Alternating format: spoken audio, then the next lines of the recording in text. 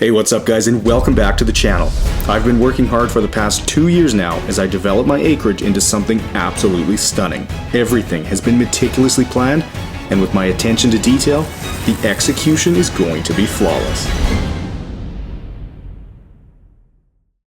Alright guys, well when we left off in the last episode, I had begun the very ambitious process of mulching my entire tree line, which is going to help control all the weeds that love to grow here, regulate the soil temperature, and help to conserve moisture. I then turned my attention to the area right beside the shop, which I call the peninsula, and started working on the grading here to ensure that the spring melt can make its way to the ditch. Once I had that where I wanted it, I started bringing in topsoil and building a bit of a hill in the middle to bring some added visual interest for all the shrubs and trees that I'll be planting here. Then with the topsoil done, I started digging a bunch of holes and began planting all kinds of trees like spruce, pine, Amur maples, Ohio buckeyes, and more. The last step was to place some large boulders to accentuate things a bit, which I got expertly positioned in no time. Picking up where we left off now, and by this point in the summer, the weeds were growing out of control once again. To be honest, I'm getting a little tired of trying to manage all these weeds because it's almost a full-time job in itself, and they aren't just growing in the areas that I plan to put grass, they're growing in the tree lines too, and until I can get those all mulched, my Honda trimmer is the best way to deal with them.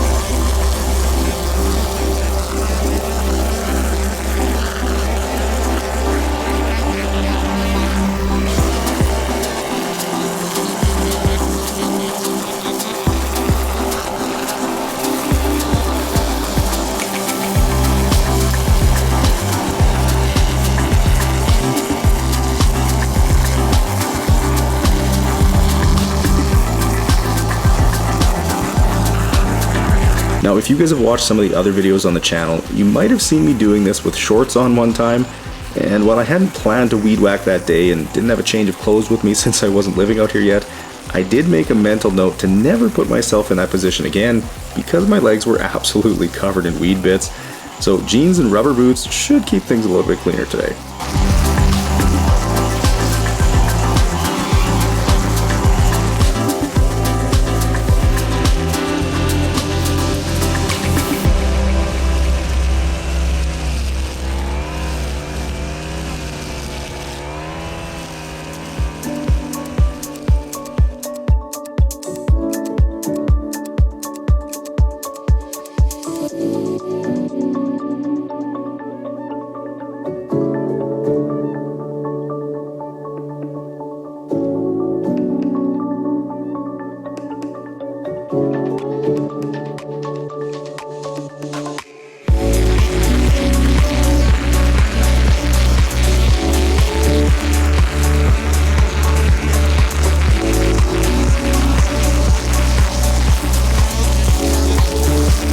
So the area that I'm working on right now is up in the front of the yard, and I do plan on planting grass here at some point, but it likely won't be for a year or two yet as I have far more important projects to take care of first, and being able to drive my Bobcat almost anywhere in the yard or get big heavy trucks in here without having to worry about tearing up grass is pretty nice. Grass will probably end up being one of the last things I work on after all the rest of the dirty and messy work is taken care of.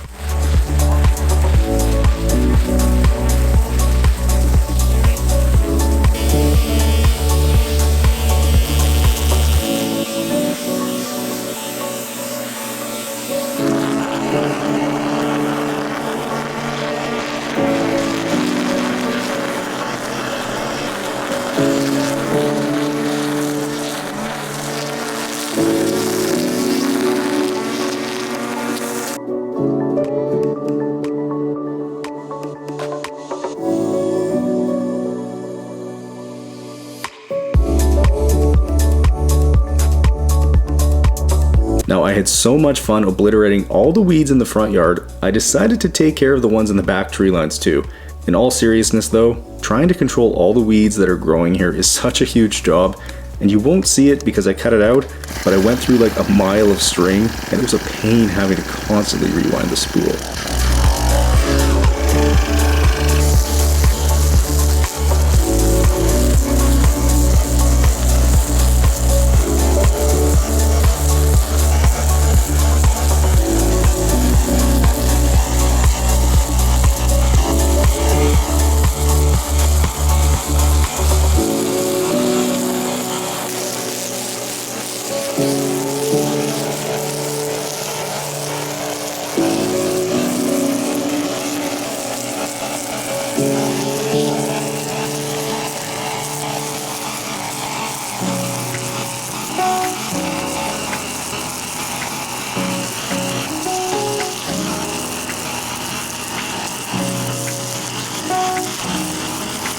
So most of what I'm dealing with right now is wild buckwheat, which if you're unfamiliar with it, well, that's probably a good thing.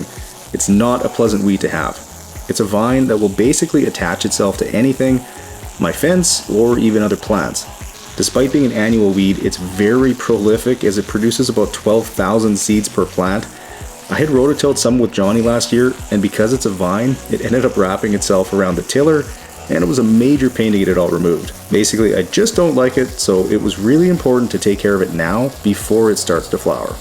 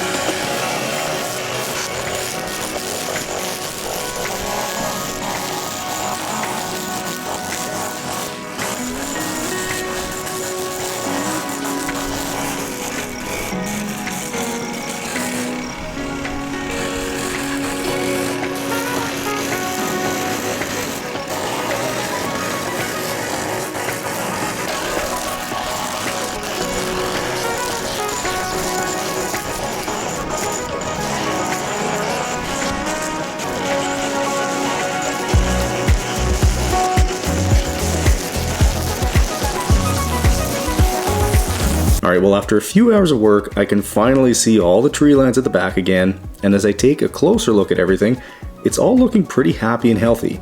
My Saskatoon berry bushes are growing well, and I'm anxious for those to start producing, though in the meantime my raspberries should hold me over until they do.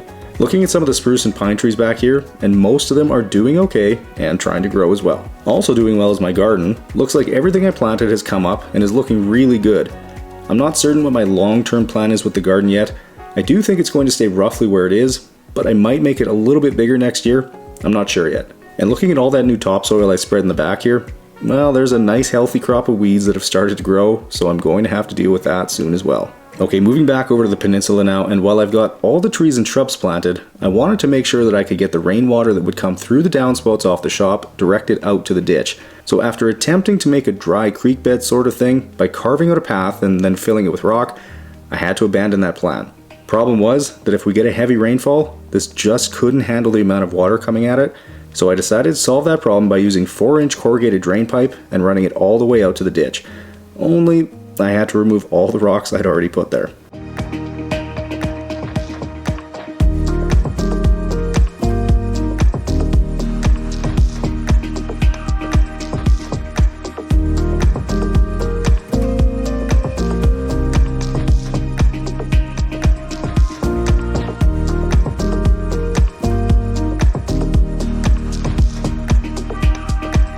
Now, as I was picking out all the small rocks to make room for the drain pipe, I almost couldn't believe my eyes. There, buried deep underneath all the rocks and dirt, was a salamander. I haven't seen one of these since I was a kid, and usually I was near a lake when I did. I figured I'd give him a little bit of water so he could cool off a bit though, and after a quick Google search, it looks like this is a western tiger salamander. I'm honestly blown away that I found one here because this isn't their usual habitat.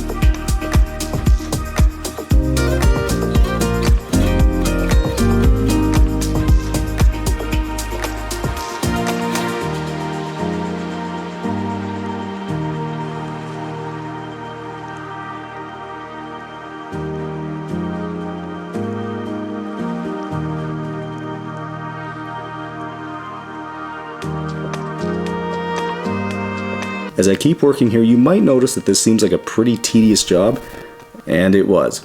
Since I had built this, it's rained a few times, so some of the smaller rocks got buried a bit, which made getting them all out pretty time consuming.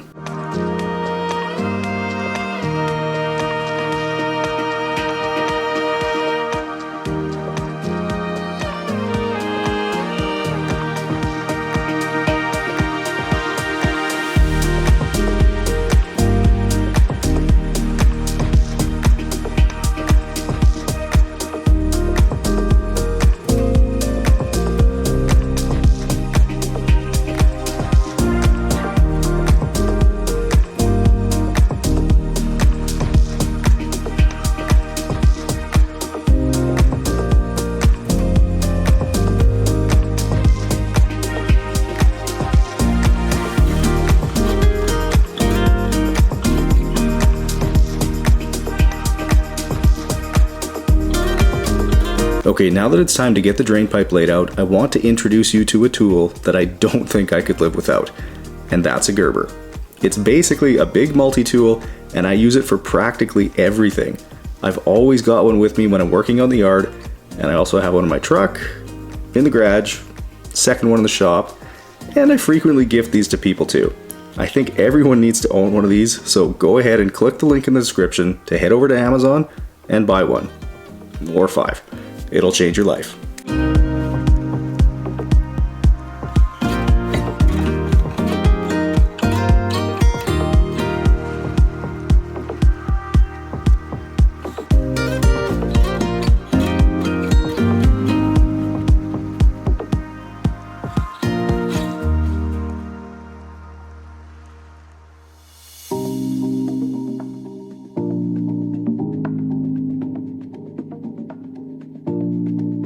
Moving over to the other downspout on the back of the shop now, and if you're wondering why I didn't just run the drain pipe right off the downspout, well, I certainly could have, but I just wanted this area to have a little bit more of a finished and nicer look to it, so I grabbed these catch basins from Home Depot that I can just hook the drain pipe right into. I might have to extend the downspout a bit later on, but when I pile some bigger rocks around it, I'm hoping it'll look like the whole drainage system isn't even there.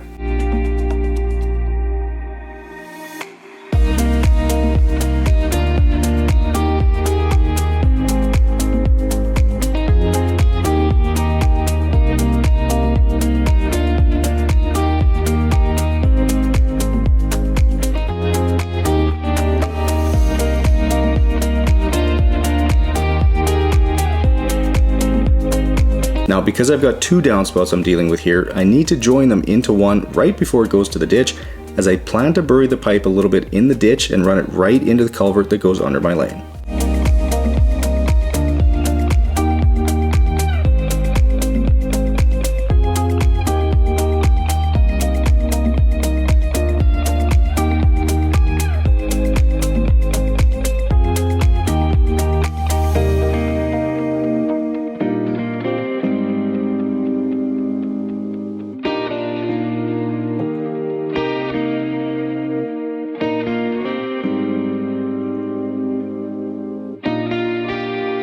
Okay, now that the drain pipes are in place, it's time to begin the arduous task of putting all the rocks back to cover this up and make it look like it's still a dry creek bed.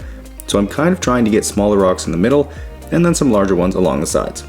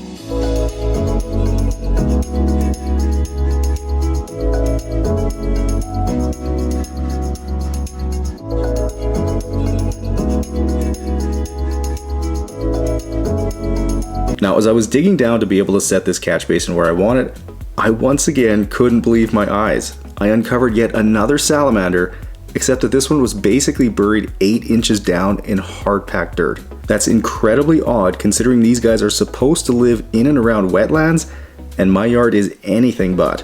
In fact, at this point in the spring, we've hardly seen any rain for weeks, so to say I was shocked to have found 2 of them in my yard in one day is an understatement.